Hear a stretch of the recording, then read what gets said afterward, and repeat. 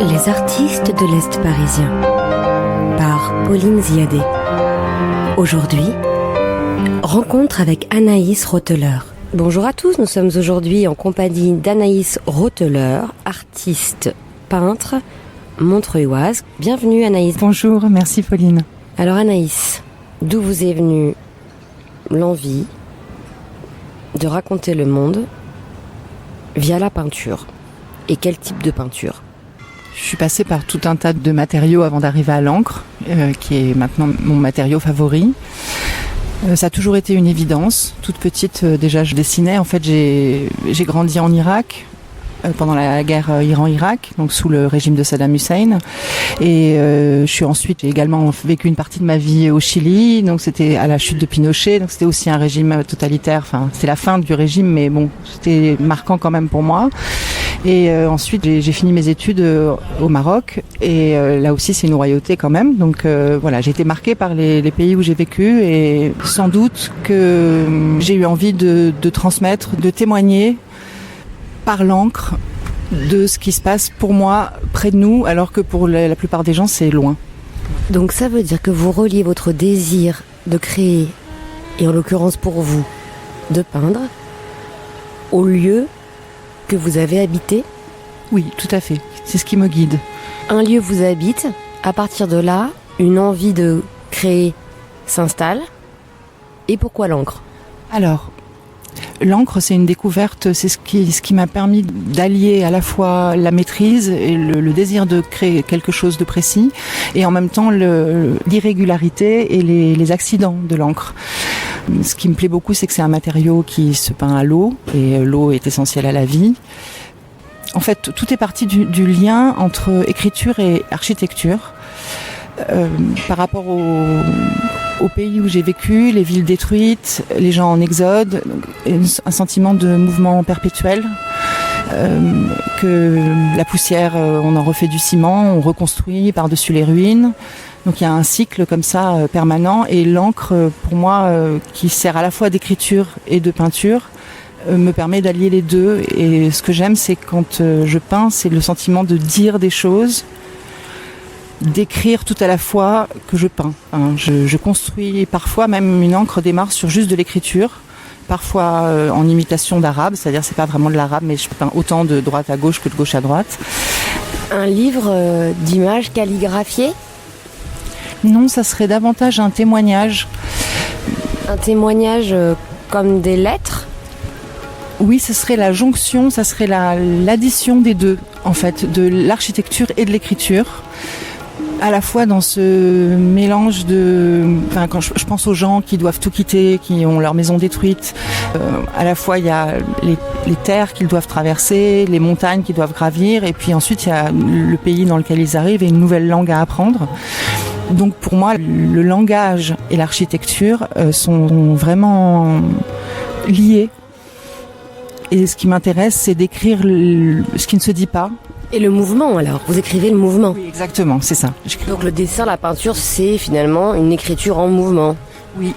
Et j'aime l'idée que c'est un mouvement perpétuel, c'est-à-dire que j'arrive à attraper un moment entre deux moments, avant la destruction, après la destruction, entre les deux, les marches. J'ai eu la chance d'exposer à la galerie éphémère à Montreuil, et une personne m'a dit « Oh là là, on entend les infos, mais là on se rend vraiment compte ». Et ça m'a beaucoup touchée, parce que c'est relativement abstrait quand même ce que je fais, c'est pas tout à fait figuratif. Mais ce qui compte pour moi, c'est de montrer l'émotion, que chacun puisse penser que ça peut lui arriver, que rien n'est si solide que ça, et en même temps ce cycle de destruction, de gravats, les gravats on refait des briques, on reconstruit, on apprend un autre langage. Les morts n'ont plus le droit à la parole. Tout ça se mélange dans mes encres. Vous êtes maintenant ancré à Montreuil. Vous êtes visiblement habité par l'exil, toujours. Est-ce que c'est différent de peindre lorsqu'on est soi-même dans un pays, comme vous le disiez tout à l'heure, soumis à la brutalité ou à l'exil obligé ou à la violence, et de peindre quand on est ancré à un territoire et qu'on parle de l'exil depuis ce territoire? Je sais pas, il me semble que la notion de territoire m'est un peu étrangère. Je pense toujours à ce qui se passe derrière les murs, et pour moi, un mur peut cacher une violence autant à quelques mètres de moi qu'à des milliers de kilomètres. C'est la même distance. Il y a pas de territoire. Je crois que quand je peins à Montreuil, je suis très heureuse de faire partie de cette ville et d'exposer à Montreuil, mais il n'y a pas d'appartenance particulière. C'est un sentiment plus global. Parfois, j'imagine même qu'il pourrait y avoir la guerre ici. Mais est-ce que la composition de la thématique autour de l'exil et du mouvement a évolué durant toutes ces années? Oui. Qu'est-ce que vous diriez qui a évolué dans votre travail?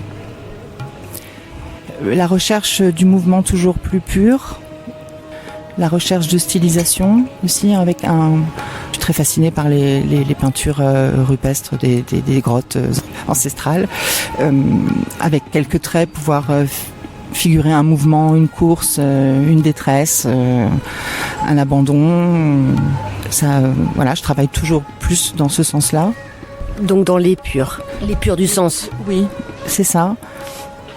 Et aussi dans la double vision, on m'a beaucoup fait la réflexion que on voyait mes encres d'un prime abord, on les voyait d'une certaine façon, et puis en regardant en détail, on découvre l'histoire qu'elles racontent.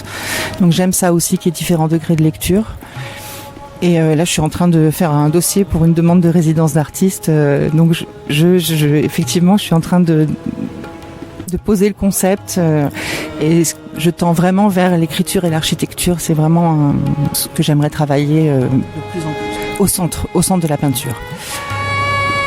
Montreuil, qu'est-ce que vous pouvez nous en raconter? Vous avez dit que vous aviez exposé à la galerie éphémère. Je crois savoir que vous étiez aussi à la Maison des Femmes. Le rapport au territoire, est-ce que ici, c'est vrai que c'est assez propice? J'ai bien compris que vous parliez pas de murs et que les territoires en fait se traversent en humanité. Mais et c'est vrai que Montreuil inspire, raconte, épuise nos exils quand même, parce que c'est un lieu habité par des personnes qui viennent de multiples horizons, et c'est visible. Oui, c'est la raison pour laquelle je reste à Montreuil. J'aime cette grande mixité, les différents quartiers. Ça me permet d'entendre parler des langues étrangères, et j'adore ça. Et puis c'est vrai que j'ai été accueillie, ma première exposition c'était effectivement à la Maison des Femmes, et j'ai été accueillie, c'était vraiment très chaleureux.